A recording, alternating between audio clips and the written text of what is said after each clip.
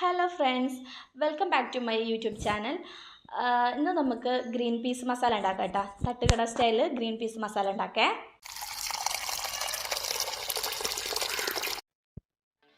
അപ്പോൾ ഇതാ നമ്മൾ പട്ടാണിയൊക്കെ കഴുകി എടുക്കുക കേട്ടോ. നമ്മളെ ചാനൽ ആദ്യമായിട്ട് കാണുന്നവരാണെങ്കിൽ തീർച്ചയായും ലൈക്ക് ചെയ്യുക, സബ്സ്ക്രൈബ് ചെയ്യുക, സപ്പോർട്ട് ചെയ്യണേ.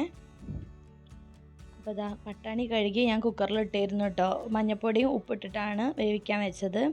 അപ്പോൾ വെന്തിട്ടുണ്ട്. ഇനി നമുക്ക് ഒരു പാത്രം അടുപ്പിലോട്ട് വെച്ചെടുത്ത് സവാള വഴറ്റിയെടുക്കട്ടോ. നമ്മൾ പട്ടാണി ഒരു 3 വിസിലടുപ്പിച്ചിട്ടാ. അതിൽ പാകം വേവായിട്ടുണ്ട്. അപ്പോൾ അതാ സവാളയിൽ കറിവേപ്പിലയും ഉപ്പിട്ട് കൊടുത്തിട്ട് വഴറ്റി കൊടുക്കുകയാണ്.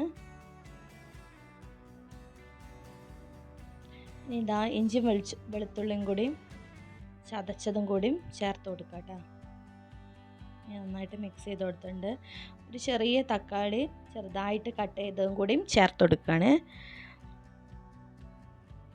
നന്നായിട്ട് മിക്സ് ചെയ്ത് കൊടുക്കുക. എന്താ മുളക് പൊടി ചേർത്ത് കൊടുക്കുന്നുണ്ട്.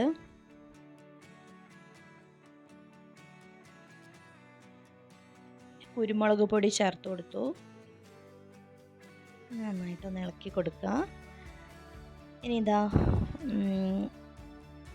അത്യാവശ്യം തോനെ തന്നെ മല്ലിയില ഇട്ട് കൊടുത്തിട്ടുണ്ട് കേട്ടോ.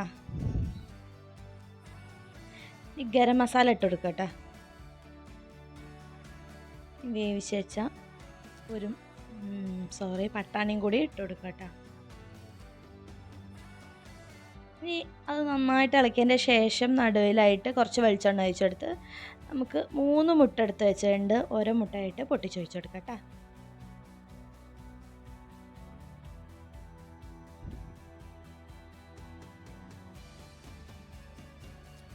ഇനി അതിൽ കുറച്ച് ഉപ്പിട്ടുണ്ടായിരുന്നു. അത് നന്നായിട്ട് മിക്സ് ചെയ്ത് കൊടുക്കുക. പട്ടാണിയായിട്ട് യോജിക്കുന്ന രീതിയിൽ നന്നായിട്ട് മിക്സ് ചെയ്ത് കൊടുക്കുക. അടിപൊളി സ്മെല്ലാട്ടോ വരുന്നത്. അടിപൊളി സ്മെല്ലാണ്. തീർച്ചയായിട്ടും എല്ലാവരും ട്രൈ ചെയ്യണം. ഞാൻ കുറച്ചും കൂടി മല്ലിയില ഇട്ട് കൊടുത്തിട്ടുണ്ട് കേട്ടോ. ഇനി കഴിക്കാൻ നേരം അതിൻ്റെ മുകളിൽ സവാള കൊത്തി അരിഞ്ഞതും കൂടിയും ചേർത്ത് കഴിക്കാം.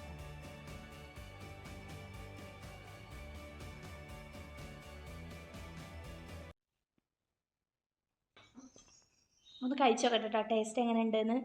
നല്ല അടിപൊളി സ്മെല്ലൊക്കെ അടിക്കുന്നുണ്ട് കേട്ടോ. അപ്പം നമുക്കൊന്ന് കഴിച്ചു നോക്കട്ടെ.